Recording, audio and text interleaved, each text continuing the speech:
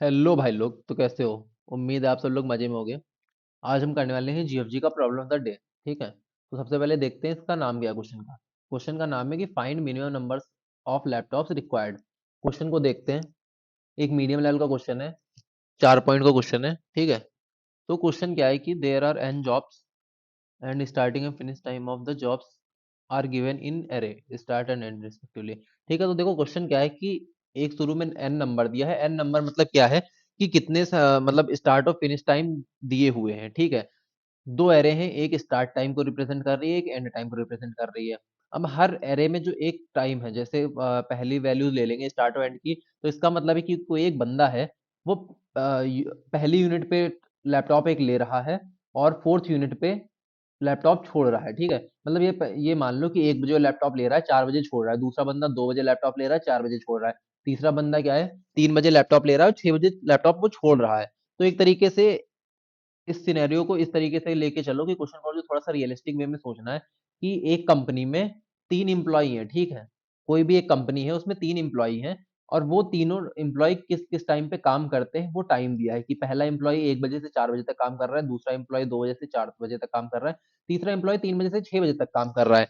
तो कंपनी कितने minimum laptop खरीदे, क्योंकि एक्स्ट्रा लैपटॉप खरीद के कंपनी अपना बजट नहीं बढ़ाएगी, तो मिनिमम लैपटॉप कंपनी कितने खरीदे कि सबका मतलब कोई भी ऐसा बंदा ना हो कि कोई अपने वर्किंग टाइम पे खाली बैठा हुआ है। तो इस क्वेश्चन को सॉल्व करते हैं। ठीक है, इस क्वेश्चन में सबसे पहले तो पहला टेस्ट केस लेते हैं। ठीक है, पहला टेस्ट केस को उठाते हैं और एज यूजुअल हम अपने बोर्ड पे समझते हैं।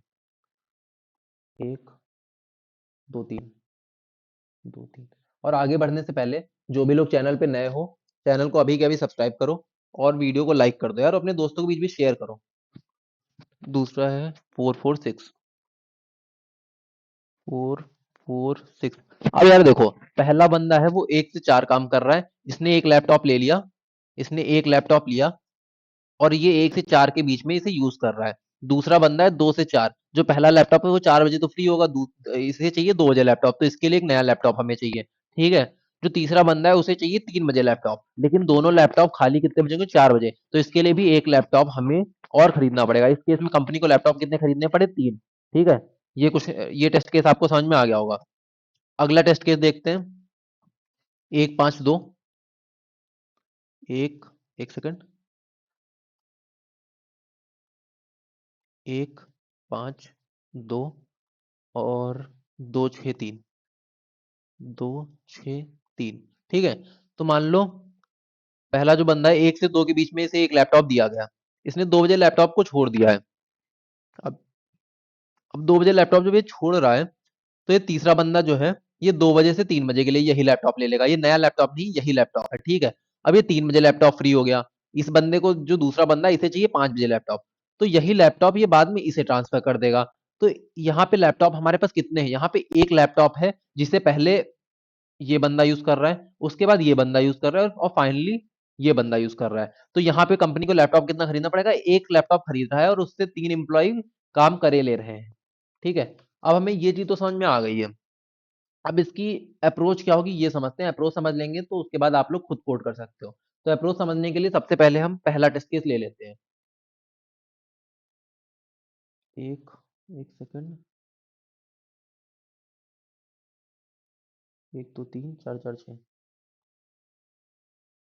1 2 3 4 4 6। देखो एक एरे ये है, एक एरे ये नीचे वाली है, स्टार्ट और एंड, एस स्टार्ट ई से एंड। ठीक है, अब इसमें अप्रोच क्या है, इसमें हम एक वेक्टर लेंगे। ठीक है, वेक्टर इंट कॉमा इंट की, इंट कॉमा इंट की। ठीक है, और इस वेक्टर में होगा क्या, इसका जो पहला इंटीजर है वो रिप्रेजेंट कर रहा है कि ये टाइम क्या है। ठीक है, पहला इंटीजर रिप्रेजेंट कर रहा है टाइम को, और दूसरा इंटीजर रिप्रेजेंट कर रहा है कि लैपटॉप उस टाइम पे बंदा ले रहा है या दे रहा है। तो इसकी वैल्यू हम या तो +1 रखेंगे या -1 रखेंगे। +1 की मतलब है कि बंदा लैपटॉप ले रहा है। ठीक है, +1 का मतलब होता है कि बंदा लैपटॉप टेक कर रहा है, और -1 का मतलब है कि लैपटॉप गिव कर रहा है। ठीक है, तो हम एक वेक्टर इंट कॉमा इंट का बना रहे हैं। एक सेकंड, एक्चुअल में vector pair of int comma int होगा। इंट कॉमा इंट का वेक्टर डायरेक्टली नहीं होता है। ये जो चीज होगी ये होगी वेक्टर ऑफ पेयर। ठीक है, ये चीज होगी। इसकी जो हर वैल्यू होगी वो खुद में एक पेयर होगी। जो पेयर में पहला होगा टाइम को रिप्रेजेंट करेगा, दूसरा रिप्रेजेंट करेगा इस टाइम पे बंदा लैपटॉप ले रहा है या दे रहा है। तो इस चीज को हम इस एरे या वेक्टर जो भी बोलो इस फॉर्म में कन्वर्ट करेंगे। तो जब इस फॉर्म में हम कन्वर्ट करेंगे तब हमारी वेक्टर क्या बन जाएगी। पहली वैल्यू है 1, ठीक है। पहली वैल्यू मेरी ये है, ब्लैक पेन ले लेता हूँ। पहली वैल्यू है ये, तो मेरी पहली वैल्यू हो जाएगी 1, ठीक है। 1 पे स्टार्ट कर रहा है मतलब बंदा लैपटॉप ले रहा है, तो इसको हम 1 से रिप्रेजेंट करेंगे, ठीक है, कॉमा। और 4 बजे लैपटॉप छोड़े दे रहा है, तो 4 कॉमा -1 कर दे रहे हैं, ठीक है। ऐसे ही हम दूसरा केस ले रहे हैं। दूसरे केस में क्या हो रहा है, 2 बजे लैपटॉप बंदा ले रहा है और 4 बजे लैपटॉप छोड़े दे रहा है। अब लास्ट टेस्ट केस में क्या हो रहा है, इस वाले टेस्ट केस में 3 पे बंदा ले रहा है, 6 पे छोड़ रहा है। 3,1 और लास्ट इसका केस क्या है, 6,-1। अब इस जो वेक्टर है इसको सॉर्ट कर देंगे हम। इस वेक्टर को जब सॉर्ट कर देंगे तो सॉर्ट में सीन क्या होगा, पहले ये फर्स्ट वैल्यू के हिसाब से सॉर्ट करेगा। और अगर जो कोई ऐसी वैल्यू इसे मिल जाती है, बाई चांस कोई दो पेयर हैं, ठीक है, अगर जो कोई दो पेयर ऐसे हैं जो आपस में सेम है इन द सेंस, एक सेकंड मैं इस चीज को आपको समझाता हूँ जो मैं कहना चाह रहा हूँ। स्पेस, ठीक है। बाई चांस दो पेयर सेम है, अगर जो एक पेयर है 2,1 और 2,-1, तो इस केस में जब पहली वैल्यू सेम हो जाएगी तो हमें इस हिसाब से शॉर्ट करना है कि दूसरी वैल्यू के हिसाब से शॉर्ट कर दें।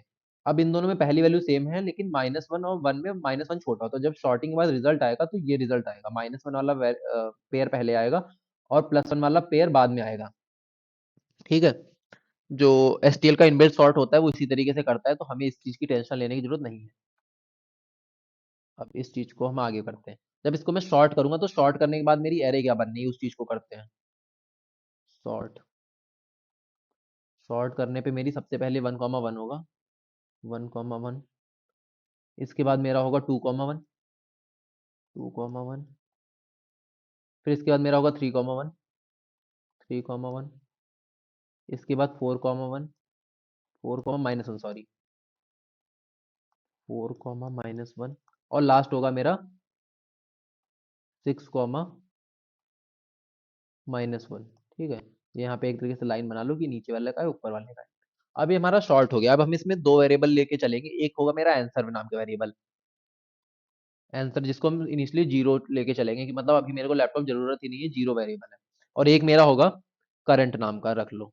ये करंट क्या स्टोर करेगा, करंट स्टोर करेगा कि जो मेरा जिस पोजीशन पे मैं हूँ, मतलब मैं एक फॉर लूप चलाऊंगा इस शॉर्टेड एरे के ऊपर, तो जिस पोजीशन पे मैं खड़ा हूँ उस पोजीशन पे अभी कितने लैपटॉप यूज हो रहे हैं। और आंसर क्या होगा कि हर केस में मतलब हर इंस्टेंट पे हम बोल सकते हैं करंट की वैल्यू बदलती रहेगी। करंट किसी टाइम पे एक लैपटॉप यूज हो रहा है, फिर हो सकता है एक टाइम पे 5 लैपटॉप यूज होने लगे, फिर हो सकता है 2 लैपटॉप यूज होने लगे। तो एक जो करंट की सारी पॉसिबल वैल्यूज है उसमें से मैक्सिमम वैल्यू 5 है, मतलब 5 लैपटॉप कंपनी को चाहिए, तो आंसर यही स्टोर करेगा, ठीक है। इसे आप कुछ कुछ और एल्गोरिथम होती हैं जैसे कि कैडेंस एल्गोरिथम होती है, उसमें भी हम कुछ कुछ ऐसा ही करते हैं। पूरा ऐसा नहीं करते हम, कुछ कुछ पार्ट ऐसा करते हैं कि एक ग्लोबल वेरिएबल लेके चलते हैं, एक लोकल वेरिएबल लेके चलते हैं, ठीक है। तो अब इसमें हम करेंगे क्या, अब हम इसको जब आइटरेट करेंगे तो सिंपल सा सीन है, इसकी जो सेकंड वैल्यू है इसको इससे प्लस करते जाएंगे और साथ में आंसर से अपडेट, आंसर से चेक करते रहेंगे, इससे चेक करते रहेंगे, ठीक है। तो जब पहली वाली आइटरेशन होगी मेरे पास, फर्स्ट आइटरेशन में मेरे पास क्या होगा, यहाँ पे 1 है, ठीक है। तो आंसर +1 हो जाएगा, मतलब सी, इसको करंट को मैं सी से रिप्रेजेंट कर रहा हूँ, ठीक है। तो C+1 हो जाएगा इज इक्वल टू 1 हो जाएगा। अब आंसर और 1 में कौन बड़ा है, 1 बड़ा है, तो ये कट होके यहाँ पे 1 हो जाएगा। अब अगले दूसरे आइट्रेशन में मेरे पास क्या होगा, दूसरी आइट्रेशन में फिर से मेरे पास +1 है, तो C+1 होगा, ठीक है। इस केस में मेरा हो जाएगा 2, तो यहाँ पे फिर से अपडेट हो जाएगा, ठीक है। फिर तीसरी आइट्रेशन में मेरे पास क्या होने वाला है, तीसरी आइट्रेशन में हमारे पास होने वाला है फिर से ये यहाँ पे 1 है, तो इस केस में हम क्या करेंगे, ये जो 1 है C+1 करेंगे, ठीक है। तो इस केस में मेरे पास हो जाएगा 3। अब ये फिर से कट के 3 हो जाएगा। अब फोर्थ आइट्रेशन देखते हैं, फोर्थ आइट्रेशन में क्या होने वाला है। फोर्थ आइट्रेशन में हमारे पास पहली बार नंबर है, यहाँ पे मैं रेड ले लेता हूँ, बहुत ब्लैक हो गया।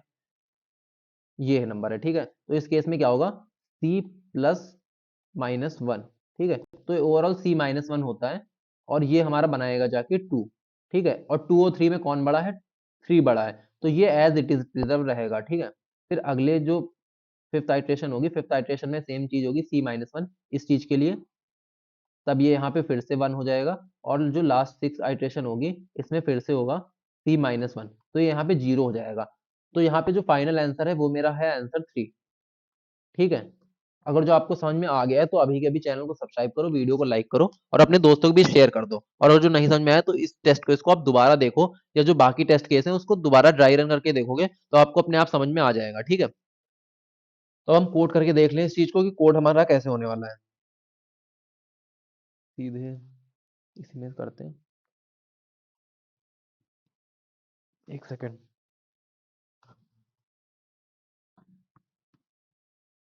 अगर जो आपको अप्रोच समझ में आ गई तो यार कोड पहले खुद करके देखो, अगर जो तब भी नहीं होता तब आके देखो, और कोड मैं आपको कमेंट सेक्शन में दे दूंगा, ठीक है। तो पहले मेरा कोड देखने से पहले एक बार खुद ट्राई कर लो कि खुद से हो रहा है या नहीं हो रहा है। अगर जो हो रहा है तो बहुत अच्छी चीज है, और जो नहीं हो रहा है तब आप देखो आके यहाँ से सीखो, और उसके बाद करोगे तो आप कंफर्म कर ही लोगे।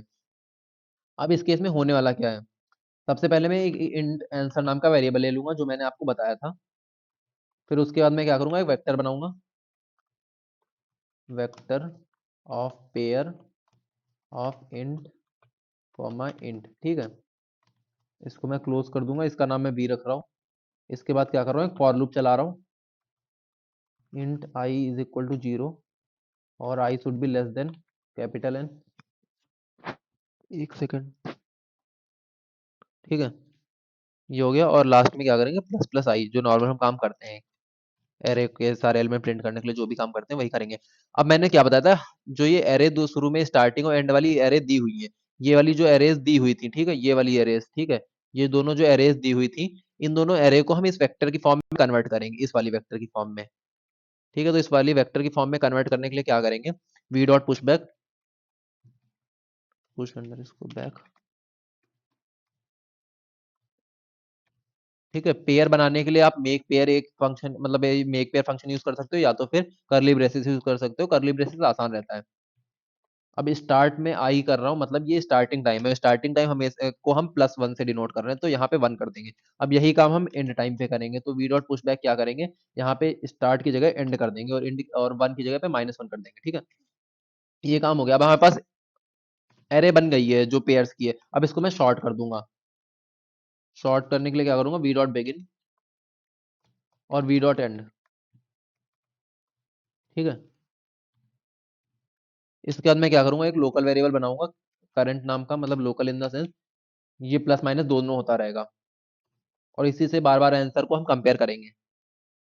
अब एक फॉर लूप चलाएंगे, आप चाहो तो यहाँ आई वाला लूप चला सकते हो, आई मतलब जीरो से एन तक जाकर जो जाएगा, जैसे ही मैंने यहाँ पे एक लूप चलाया है, यही लूप आप दोबारा चला सकते हो, लेकिन यहाँ पे मैं ऑटो वाला लूप यूज कर रहा हूँ। और आप भी कोशिश करो कि इस तरीके की चीजें यूज करो, जहां पे भी यूज कर सकते हो आप।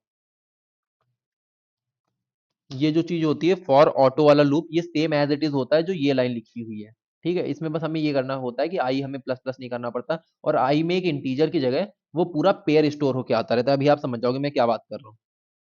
अब करंट में मैं क्या करूंगा, current is equal to current plus i dot second, ठीक है। आई डॉट सेकेंड क्या रिप्रेजेंट कर रहा है, देखो हर पेयर में दो पार्ट थे, हर पेयर में पहला पार्ट एक ये था जो स्टार्ट या एंड टाइम रिप्रेजेंट कर रहा था, दूसरा टाइम ये था कि वो लैपटॉप ले रहा है दे रहा है। तो सेकंड, ये सेकंड वाला पार्ट है, फर्स्ट से इसे हम डिनोट करते हैं, ठीक है। अगर जो आप पेयर और वेक्टर ये सब यूज करते हो तो आपको ये सारी चीजें पता होंगी, अगर जो नहीं भी पता है तो मैं बता रहा हूँ। और आंसर को हम क्या करूंगा, आंसर हमारा मैक्स होगा इन दोनों में से, ठीक है। मैक्स हम क्यों कर रहे हैं, क्योंकि यार देखो किसी भी टाइम पे एक ऐसा टाइम हो सकता है जिस समय हो सकता कंपनी के सारे एम्प्लॉय यूज कर रहे हो लैपटॉप, लेकिन फिर किसी टाइम पे ऐसा हो सकता है कि बाकी लैपटॉप फ्री पड़े हैं, सिर्फ एक बंदा यूज कर रहा है, तो उस केस में कंपनी को खरीदने तो वो पड़ेंगे ना जो मैक्स लिमिट यूज हो सकती है, ठीक है। ये हो गया, फिर फाइनली मैं आंसर को रिटर्न कर दूंगा, रिटर्न आंसर। कंपाइल करके देखते हैं, कंपाइल हो गया, सबमिट करके देखते हैं। जब तक सबमिट हो रहा है तब तक, अगर जो अभी भी किसी ने चैनल को सब्सक्राइब नहीं किया है तो यार अभी के अभी उस लाल बटन को ठोको, चैनल को सब्सक्राइब करो, अपने दोस्तों को भी शेयर करो। यहाँ पे आप देख रहे हो कि 100% एक्यूरेसी के साथ सबमिट हो चुका है। Thank you for being here, और मिलते हैं अगली वीडियो में।